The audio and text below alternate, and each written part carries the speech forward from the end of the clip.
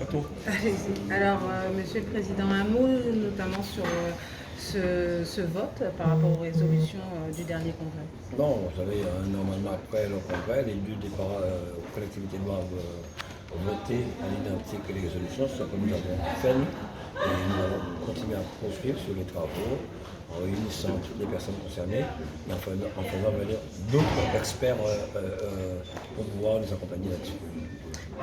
Sur le CCT, Eh bien, nous sommes très contents que ce soit à l'unanimité. Nous avons effectivement injecté sur les dernières années plus de 244 millions pour la Guadeloupe.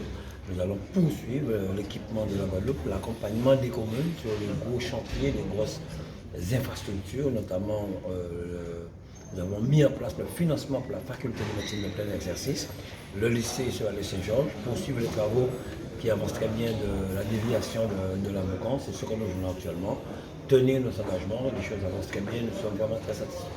Vous avez insisté sur la situation internationale et nationale qui impacte la Guadeloupe et les Guadeloupéens. Vous savez, quand nous avons commencé le lycée de Saint-Georges et le pont de la Moucan, c'était des montants équivalents autour de 70-80 millions. Aujourd'hui, les deux dépassent les 100 millions. Tout a augmenté de 35%. Et il faut qu'on fasse face. Nous n'avons pas augmenté les impôts depuis des années. Les collectivités, les autres communes n'ont pas augmenté les impôts.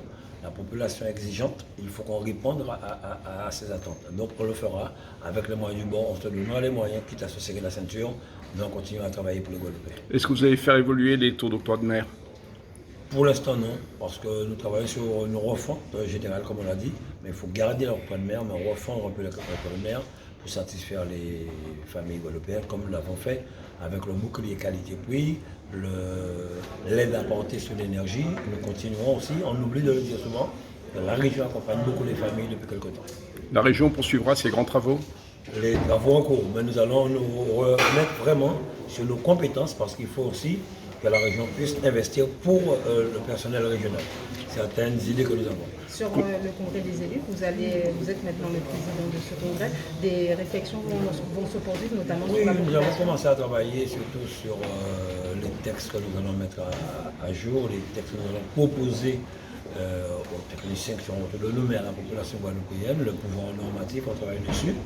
Et comme je le dis, hein, on peut travailler 6 mois sans ou avec congrès pour faire un autre congrès, congrès qui concerne un peu la sécurité en Guadeloupe, des choses, oui, pas directement congrès pour l'évolution institutionnelle. Ce qui est important, c'est que nous puissions travailler et répondre à l'attente des Guadeloupéens sur les politiques publiques. Et c'est ce que moi je fais depuis gestion politique.